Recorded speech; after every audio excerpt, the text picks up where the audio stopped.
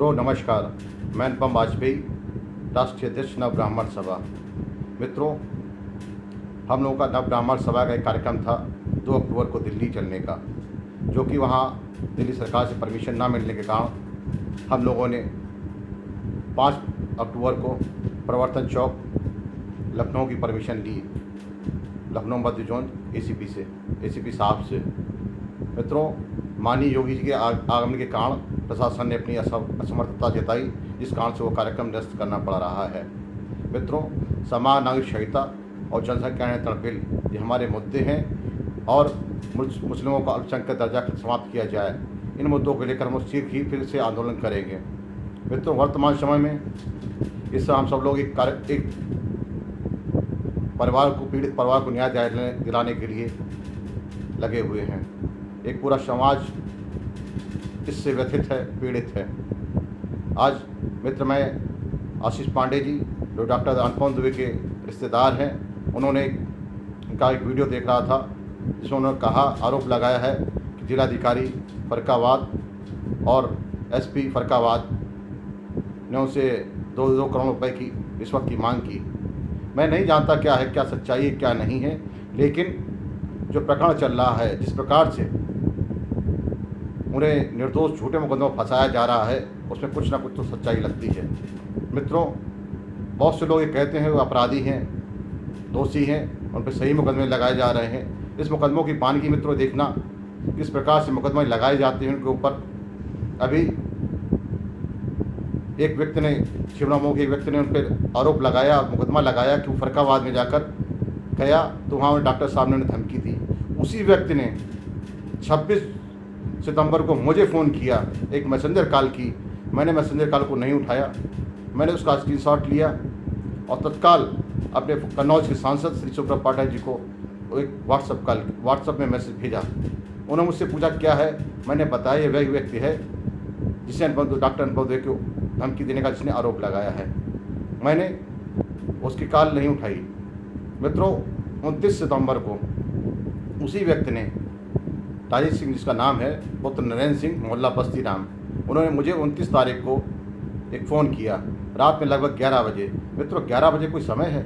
आप messenger call कर रहे हैं, 10 बजे कर रहे हैं, आप 11 बजे मुझे कॉल कर रहे हैं रात में। एक दहशत का माहौल क्रिएट कर रहे हैं, मुझसे पूछते हैं और उनसे उनका आशय यही है कि हमें नुकसान पहुंचाना। उसके बाद भी प्रशासन उन्हें गनर उपलब्ध कराए है और उनकी झूठे मुकदमों को जिससे प्रचारित कर रहे हैं, उन्हें प्रशासन किसी प्रकार से नहीं देख रहा है। मैंने शिवराम कोतवाली में प्रार्थना पत्र दिया और अभी तक मैं पेशे से अधिवक्ता हूँ, मेरा मुकदमा नहीं लिखा जा रहा है। मैंने पूछा इंस्पेक्टर साहब से, तो बोला जांच होगी। मैंने ये कॉल उनकी दिखाया, मैसेंजर कॉल की इसकी, वो हमने कहा कि आप वहाँ से कॉल डिटेल भी निकलवा लें अपने कन्नौज के ऑफिस से, किसने मुझे कॉल की कि नहीं की। मैंने इसके सब पेपर जितने हैं मित्रों, सब मैंने इन्हें दिखाए और शिवराम कोतवाली में दे दिए हैं और वॉइस रिकॉर्डिंग एसपी कन्नौज को भेज दी, सीओ शिवरामों को दे दी, इंस्पेक्टर शिवरामों को दे दी। उसके बावजूद भी मेरा मुकदमा नहीं लिखा जा रहा है। मित्रों, एक अधिवक्ता को भयभीत करना और उसके बाद उसे न्याय न मिलना कितनी शर्म की बात है। इस भारतीय जनता पार्टी सरकार में हम लोग ये कहते थे भयमुक्त सरकार, भयमुक्त समाज का वादा किया था हमने। क्या ये भयमुक्त सरकार है जो प्रशासनिक अधिकारी भारतीय जनता पार्टी के मुख्य नारों को, मुद्दों को दरकिनार करके कोई कार्रवाई नहीं कर रही हैं? उसके बाद मित्रों, जब मैं प्रार्थना पत्र लेकर वहाँ गया तो कोतवाली शिवराम में थोड़ी देर बाद राजेश सिंह आ गए और मेरे प्रार्थना पत्र पर कोई कार्रवाई नहीं हुई।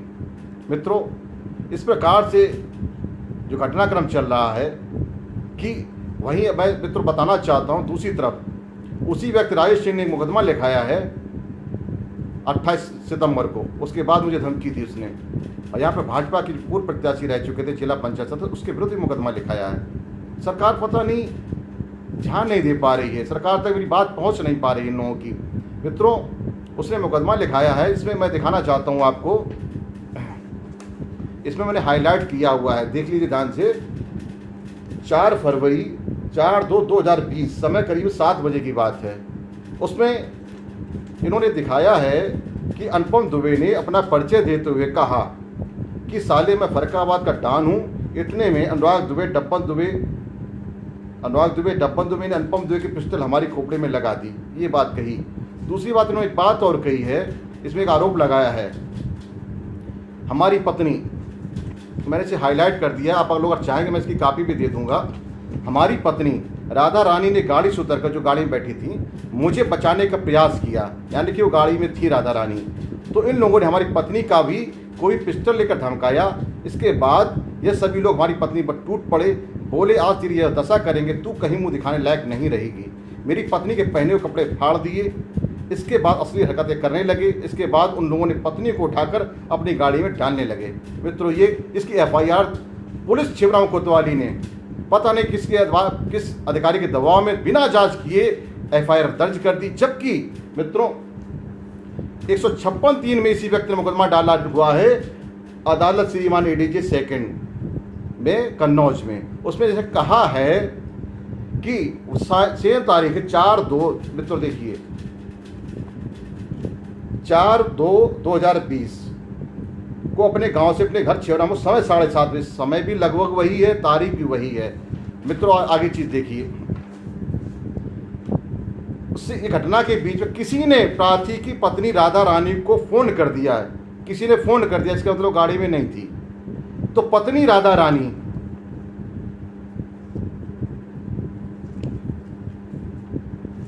व बहन अनुपम सिंह अपने साथ 2-4 अन्य मोहल्ले के व्यक्तियों को लेकर आ गई।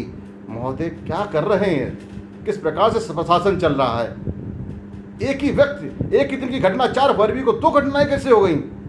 एक में कह रहा है उसके ऊपर छेड़छाड़ का मुकदमा लिखा दिया गया, और ये हम ये कहने कहते कि रिश्वत मांग रहे हैं अधिकारी। कितनी शर्म की बात है सरकार में। लोग कह रहे हैं कि मतलब इतना बड़ा झूठा मुकदमा, उसमें उसने सीधे सीधे कहा डॉक्टर अनुपम दुबे का मैं डान हूँ, फरकाबाद के डान हूँ, उसमें अज्ञात में रिपोर्ट लिखाई जाती है। अब इस 56 दिन पुलिस ने लिखी नहीं थी, ये कह रहे हैं, इसका आरोप है कि पुलिस ने लिखी नहीं, तो 56 दिन न्यायालय में गए हैं। 18, ये भी देख लीजिए आप, 18 फरवरी 2020 को राजेश सिंह न्यायालय में गए हैं। 18 फरवरी 2020 को न्यायालय में गए। 1 साल 7 महीने, लगभग 1 साल 7 महीने 10 दिन बाद एकदम दूसरा वही घटना दूसरा आदमी करने लगता है। महोदय, मैं आप सभी इतने भारतीय जनता पार्टी के वरिष्ठ नेतागण में सबसे अनुरोध करना चाहता हूँ, जो भी माननीय योगी जी तक पहुँच पाए वह योगी जी से पास मैंने हाईलाइट कर दिया। इस घटना को 2 तरीके से दिखाया गया है। मैंने एक आदमी, निर्दोष आदमी को फंसाया जा रहा है, उसे अपराधी बनाया जा रहा है। मेरा निवेदन है, आप लोग कोई भी व्यक्ति जो योगी जी से समय ले सके, 5 मिनट का समय ले ले और दोनों अंडरलाइन में पढ़वा दे। एक ही व्यक्ति 2 घटनाएं दिखा रहा है। महोदय, इसमें ऐसे लोग इस सरकार को बदनाम करने का षड्यंत्र कर रहे हैं, और इस प्रशासनिक अधिकारियों पर भी कार्रवाई होनी चाहिए जो वास्तव में लगता है कहीं ना कहीं रिश्वत की मांग है, कोई भ्रष्टाचार का मामला है। मैं कहता हूँ ईमानदार हैं अधिकारी, लेकिन ये लग रहा है भ्रष्ट ईमानदार हैं ये अधिकारी। तो मैं मित्रों कहना चाहता हूँ, एक पीड़ित परिवार को बचाया जाए। माननीय योगी जी से मेरा निवेदन है। मैं यहाँ पे सबसे कह चुका हूँ, मैं माननीय छिबरामऊ विधायिका जी का बहुत बहुत धन्यवाद देता हूँ, जिन्होंने अमित दुबे को परिवार जिसे निर्दोष फंसाने जाने की कोशिश की, उन्होंने मुझसे उनका साथ दिया। मैं यहाँ के सांसद सौरभ पाठक जी का बहुत बहुत आभारी हूँ जो हमारे इस प्रकरण को उठाते हैं, लेकिन हमारी बात माननीय योगी जी तक नहीं पहुँच पा रही है। मेरा निवेदन है आप लोग माननीय योगी जी तक इस बात को पहुँचाएँ, किस प्रकार से झूठे मुकदमों में लोगों को फंसा जा रहा है। इससे सर भारतीय जनता पार्टी का ये अपमान अधिकारियों का नहीं है, ये भारतीय जनता पार्टी का अपमान है। हम लोग फिर भाजपा के लिए वोट मांगने जाएंगे तो क्या कहेंगे लोग, हमसे यही प्रश्न पूछेंगे तो हम लोग क्या जवाब देंगे। माननीय योगी जी, आपसे निवेदन है, आप 2 मिनट का समय निकाल कर कृपया करके देख लें, एक निर्दोष परिवार को किसी प्रकार पीड़ित न किया जाए। उसके बच्चे परेशान हो रहे हैं, घर में रात में महिलाओं को दरवाजे पर पुलिस लाके लात मारती है, उन्हें बच्चों को पढ़ने नहीं दिया जा रहा है, घर में सब्जी लाने नहीं दी जा रही है, उनकी घर की लाइटें काटी जा रही हैं। भाई सर आप देख लिए किस प्रकार से झूठे मुकदमे बनाए जा रहे हैं। मेरा मुकदमा जो सिंपल धारा में है वो नहीं लिखा जा रहा है, और 3707 का मुकदमा बिना जांच के लिख दिया गया, जिसका मुकदमा ऑलरेडी चल रहा था, 56(3) में चल रहा है। महोदय, मेरा आपसे निवेदन है, एक पीड़ित परिवार को न्याय मिल जाए। जो कोई भी इस बात को माननीय योगी जी तक पहुंचा दे, आपका बहुत बहुत धन्यवाद होगा, आपका बहुत बहुत एहसान होगा। इस समाज पर, इस देश प्रदेश पर एक एहसान होगा जो वास्तविक बात माननीय योगी जी तक पहुंचा सके। धन्यवाद। भारत माता की जय। जय हिंद।